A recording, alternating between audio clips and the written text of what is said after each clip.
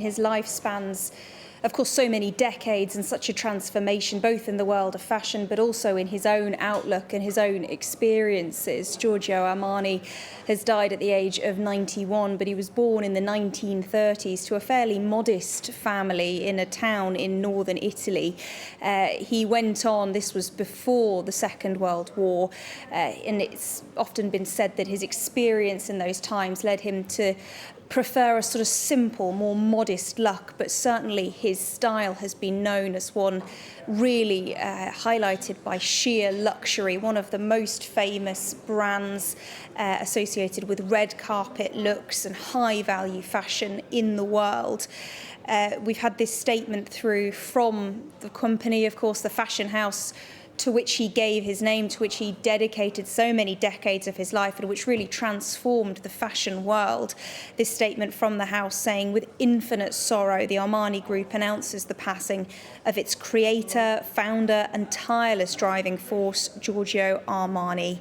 Il Signor Armani," as he was always respectfully and admiringly called by employees and collaborators, they say, passed away peacefully, surrounded by his loved ones. Indefatigable to the end, he worked until his final days, dedicating himself to the company, the collections, and the many ongoing and future projects. And you talked a little bit about his experiences before. As I mentioned, he was born in the 1930s. He attended medical school, in fact, before leaving for military service. And then it was on leave from the military that Armani first got his job as a window dresser at a department store in Milan.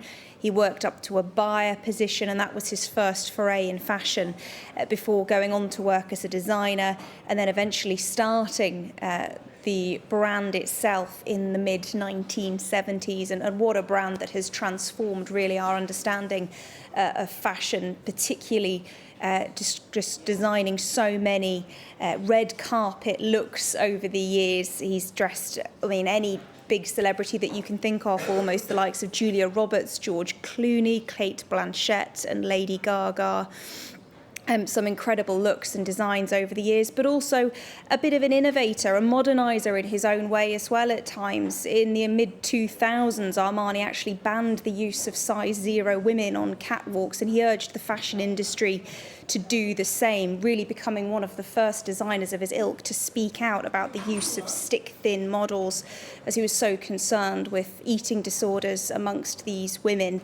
And he seems really to have continued working right up until the end, and recently, in fact, planning a major fashion event during Milan Fashion Week this month, which would have marked 50 years since the start of that iconic brand, although he was absent from runway shows in June, where it was understood that he was recovering from a mystery illness. But that confirmation now coming from the fashion house Armani, that its founder, Giorgio Armani, has passed away at home at the age of 91.